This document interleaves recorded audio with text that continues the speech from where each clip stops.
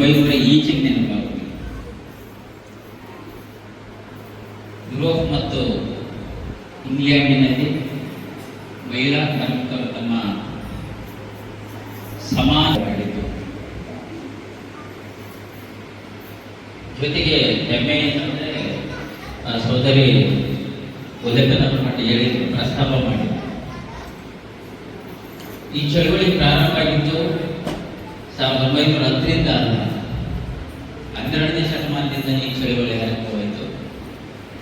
ಮಹಿಳಾ ಸಬಲೀಕರಣಕ್ಕೆ ಅಡಿಪಾಯ ಆಗಿದಂತ ಪ್ರಥಮ ಬಾರಿಗೆ ಸಾಮಾಜಿಕ ಕಟ್ಟಳೆಗಳನ್ನು ಧಿಕ್ಕರಿಸಿ ಈಹಲೋಕದ ಪರಿಧಿಯಿಂದ ಆಚೆಗೆ ಬಂದು ಶಿವನನ್ನು ಆರಾಧಿಸಿಕೊಂಡು ಇಡೀ ಸಮಾಜಕ್ಕೆ ಸವಾಲೊಡ್ಡುವುದಿದೆಯಲ್ಲ, ಬಹುದೊಡ್ಡ ಪ್ರಯತ್ನ.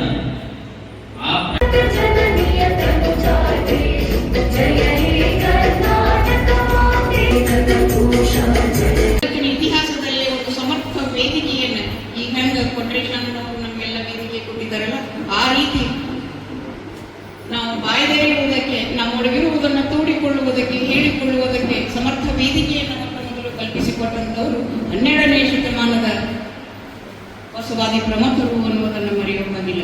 ಆ ಕಲ್ಯಾಣ ಪಟ್ಟಣದ ಅನುಭವ ಮಟ್ಟಕ್ಕೆ ನಮ್ಮನ್ನೆಲ್ಲ ಆಹ್ವಾನಿಸಿ ತಮ್ಮ ಸರಿ ಸಮಾನ ಹ್ಯಾಂಗ್ ಕೂಡಿಸ್ಕೊಂಡಾರಲ್ಲ ಇದು ಬಸವ ಪರಂಪರೆ, ಈಗೆಲ್ಲ ಕೂಡಿಸಿಕೊಂಡು ಇನ್ನೊಬ್ಬ ಅಣ್ಣನವರು ಈ ಲಿಂಗಾಯತ ಸಂಘಟನೆಯ ದೇಯಣ್ಣರಿದ್ದಾರೆ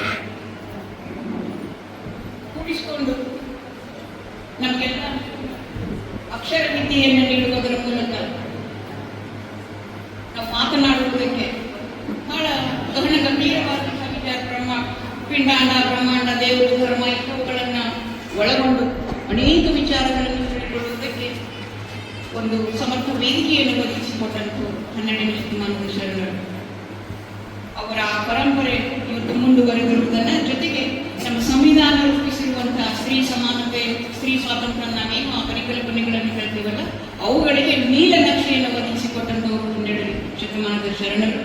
ಹಾಗಾಗಿ ಅವರು ಕೊಟ್ಟ ಒಂದು ಪ್ರೋತ್ಸಾಹದ ಕಾರಣದಿಂದಾಗಿ, ಸಹಕಾರದ ಕಾರಣದಿಂದಾಗಿ, ಪ್ರೇರಣೆಯ ಕಾರಣದಿಂದಾಗಿ ಅನೇಕ ನನ್ನಂಥ ನಡುಜಾತಿಯವರು, ಮಹಿಳೆಯರು ಅವತ್ತು ಕಲ್ಯಾಣ ಪಟ್ಟದ ಅನುಭವ ಮಂಟಪದಲ್ಲಿ ಇಟ್ಟುಕೊಂಡು ಸಾಹಿತ್ಯ ರಚನೆ ವಿಶೇಷವಾಗಿ ಬಂದರು. ಆ ಹಿನ್ನೆಲೆಯಲ್ಲಿ ಇವತ್ತು ಯಾರು ಅವರು ನೆನೆಸದೆ ಇರಲಿ ಬಿಡಲಿ, ನಾವು ಮಾತ್ರ ಮಹಿಳೆಯರು ನಮಗೆ ಮಾಡಿರುವಂತಹ ಉಪಕಾರಕ್ಕಾಗಿ ಅವರನ್ನು ಸ್ಮರಿಸಬೇಕಾದಂತಹ ಒಂದು ಸಂದರ್ಭ ಇದೆ. ನಿಮಗೆ ಗೊತ್ತಿದೆ, ಮೌಖಿಕ ಸಹಾನುಭೂತಿ ಮತ್ತು ಕ್ರಿಯಾತ್ಮಕ ಶೋಷಣೆ ಇದು ಮಹಿಳೆಯರ ವಿಷಯದಲ್ಲೇ ಶ್ರೀಮತಿ ಮೇಡಮ್ ಅವರು ಹೇಳ್ತಿರ್ತಾರೆ. ಮೌಖಿಕ ಸಹಾನುಭೂತಿ, ಕ್ರಿಯಾತ್ಮಕ ಶೋಷಣೆ ಇದು ಮಹಿಳೆಯರ ವಿಷಯದಲ್ಲಿ ನಮ್ಮ ಸಮಾಜ, ನಮ್ಮ ಪರಂಪರೆ ನಡೆದುಕೊಂಡು ಬಂದಿರುವಂತಹ ಒಂದು ರೀತಿ. ಮೌಖಿಕ ಪರಂಪರೆ ಅಂದ್ರೆ ಹೊರಗೆ ಬಹಿರಂಗದಲ್ಲೇ ಸಭೆ ಸಮಾರಂಭಗಳಲ್ಲಿ ಹೆಣ್ಣಂದ್ರೆ ಏನ್ರಿ, ಸಾಕ್ಷಾತ್ ಶಕ್ತಿ ದೇವತೆ, ಎಲ್ಲಿರ್ತಾಳ ಅದು ಸ್ವರ್ಗ, ಎಲ್ಲಿಲ್ಲ ಅದು ಸ್ಮಶಾನ, ಅರಣ್ಯ ಅಂತೆಲ್ಲ ಹೇಳುವುದು. ಖಾಸಗಿ ಜೀವನದಲ್ಲಿ, ವೈಯಕ್ತಿಕ ಜೀವನದಲ್ಲಿ ಬಹಳ ಸಿಸ್ಟಮೆಟಿಕ್ ಆಗಿ ಅವಳ ಶೋಷಣೆಯನ್ನು ಮಾಡುವಂಥದ್ದು ವಿನಾಕಾರಣಗಳು, ಅಂದ್ರೆ ಯಾವುದೇ ಸಮರ್ಥವಾದಂತಹ ಕಾರಣಗಳು ಇಲ್ಲದೆ ಈಗ ಮಾರ್ಟಿನ್ ಲೂಥರ್ ಅಂತ ಕರಿತೀವಿ. ಆದ್ರೆ ಮಾರ್ಟಿನ್ ಲೂಥರ್ ಬಂದಿದ್ದು 16ನೇ ಶತಮಾನದಿಂದ ಈಚೆ, ಅದರ ಬಸವಣ್ಣ ಇದ್ದ 12ನೇ ಶತಮಾನ. ವಿಚಿತ್ರ ಅಂತಂದ್ರೆ ನಮ್ಮ ಪರಂಪರೆ ಜಾಗತಿಕ ಪರಿಚಯ ಆಗದೇ ಇತ್ತು. ಅಕ್ಕಮಹಾದೇವೇಂದ್ರ ಜಾಗತಿಕವಾಗಿ ಪರಿಚಯ ಆಗಿದ್ರೆ ಇವತ್ತು ಕ್ಲಾರಾ ಜಂಟಿನವರ ಹೆಸರನ್ನು ಹೇಳ್ತಾ ಇರಲಿಲ್ಲ, ಅಕ್ಕಮಹಾದೇವಿಯವರ ಹೆಸರನ್ನು ಇಡೀ ಜಗತ್ತು ಸಾರ್ತಾ ಇದೆ. ಅಂತ ಅದ್ಭುತ ಶಕ್ತಿಗಳು ನಮ್ಮ ಪರಂಪರೆಯಲ್ಲಿ ಇದೆ. ನಾವಿವತ್ತು 12ನೇ ಶತಮಾನದಲ್ಲಿ ಏನು ಹೋರಾಟವನ್ನ ಮಾಡಿದ್ರು ನಮ್ಮ ಶಿವಶರಣರು, ಇವತ್ತಿಗೆ ನಾವು ಮುಂದುವರಿಸ್ತಾ ಇದ್ದೀವಿ. ಇವತ್ತಿಗೆ ಸಮಾನತೆಯನ್ನು ನಾವು ಕೇಳ್ತಾ ಇದ್ದೀವಿ. ಆದರೆ ಸಾಂವಿಧಾನಿಕವಾಗಿ ಸಮಾನತೆ ಸಿಕ್ಕಿದೆ. ಗ್ರಾಮ ಪಂಚಾಯತಿ, ತಾಲೂಕ್ ಪಂಚಾಯತಿ, ಜಿಲ್ಲಾ ಪಂಚಾಯತಿ ಎಲ್ಲ ಸಿಕ್ಕಿದೆ. ಅಧ್ಯಕ್ಷರೆಲ್ಲ ಆಗಿದ್ದಾರೆ ನಮ್ಮ ಮಹಿಳಾ ಮನೆಗಳು. ಆದರೆ ಅಧಿಕಾರ ಮಾಡ್ತಾರದು ಗಣ್ಯ ದೊಡ್ಡ ದೂರ. ಯಾಕೆ ಒಂದು ಅವಲೋಕನ ಮಾಡಬೇಕು? ಅಲ್ಲಿ ಎಲ್ಲರನ್ನೂ ಹೇಳ್ತಿಲ್ಲ, ಪ್ರಜ್ಞಾವಂತ ಮಹಿಳೆಯರಿದ್ದಾರೆ, ಒಳ್ಳೆಯ ಆಡಳಿತವನ್ನು ಕೊಡ್ತಾ ಇದ್ದಾರೆ, ಹಳ್ಳಿಯಲ್ಲಿ ಒಳ್ಳೆಯ ಆಡಳಿತವನ್ನು ಕೊಡ್ತಾ ಇದ್ದಾರೆ. ಆದರೆ ಎಲ್ಲಿವರೆಗೂ ಶಿಕ್ಷಣ ಸಮರ್ಥವಾಗಿ ಮಹಿಳೆಯರಿಗೆ ಹಳ್ಳಿ ಮಟ್ಟ, ಗ್ರಾಮೀಣ ಮಟ್ಟದಲ್ಲಿ ಸಿಗಲ್ವೋ ಅಲ್ಲಿವರೆಗೆ ಈ ರೀತಿ ವ್ಯವಸ್ಥೆ ಇರುತ್ತೆ. ರಾಜಕಾರಣದಲ್ಲಿ ನಾವೆಷ್ಟೇ ಮೀಸಲಾತಿಯನ್ನು ಕೊಟ್ಟರು ಅದು ದುರುಪಯೋಗ ಆಗುತ್ತೆ. ಈ ಹಿನ್ನೆಲೆಯಲ್ಲಿ ಇವತ್ತು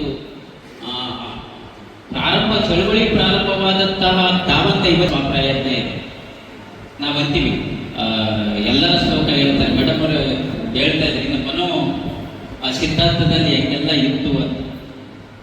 ನಾವು ಹೊಗಳು ಆಗಿದ್ದೀವಿ, ವೇದಿಕೆಯಲ್ಲಿ ಹೊಗಳು ಬಿಡ್ತೀವಿ, ಆದರೆ ಮನೆಯಲ್ಲಿ ಬಂದಾಗ ನಾವು ಯಾವ ರೀತಿ ನಡ್ಕಂತೀವಿ ಅನ್ನೋದು ಬಹಳ ಮುಖ್ಯ. ರಸ್ತ ಪೂಜೆ ಅಂತ ರಮಂದ ತತ್ರ ದೇವತಾ ಅಂತ, ಆದರೆ ಎಷ್ಟು ಜನ ನಾವು ಸ್ವತಃ ಅಳವಡಿಸಿಕೊಳ್ತೀವಿ. ಇದನ್ನು ಬಹುಶಃ ನಮಗೆಲ್ಲ ಕಾಯ ವಾಚ ಮನಸ್ಸ ಸಾಧಿಸಿ ತೋರಿಸಿದವರು ಶಿವಶರಣರು. ಅವರ ದಾಂಪತ್ಯದ ಏನಿತ್ತು, ಏನಿತ್ತು ಒಡನಾಟ ಮತ್ತು ಒಳ ಮಹತ್ವ. ಇವತ್ತು ಸಮಾನತೆ ಬಗ್ಗೆ ಯೋಚನೆ ಮಾಡ್ತಾ ಇದ್ದೀವಿ. 17ನೇ ಶತಮಾನದಲ್ಲಿ ಸಮಾನತೆಯನ್ನ ಬಸವಣ್ಣವರು ಸಾರ್ತಾರೆ. ಅವಾಗ ತುಂಬಾ ಜಟಿಲತೆ ಇತ್ತು. ಇವತ್ತಿನ ನಮಗೆ ಕಾನೂನುಗಳು ಇದ್ದಾವೆ. ಏನಾದ್ರು ಜಾತಿ ಬಗ್ಗೆ ಮಾತಾಡಿದ್ರೆ ನಾವು ಕೇಸ್ ಹಾಕ್ಲಿಕ್ಕೆ, ಇನ್ನೊಂದೇನೋ ಕೋರ್ಟಿಗೆ ಹೋಗ್ಲಿಕ್ಕೆ ಇವತ್ತು ಕಾನೂನು ಇದೆ. ಅವತ್ತು ಯಾವ ಕಾನೂನು ಇರಲಿಲ್ಲ.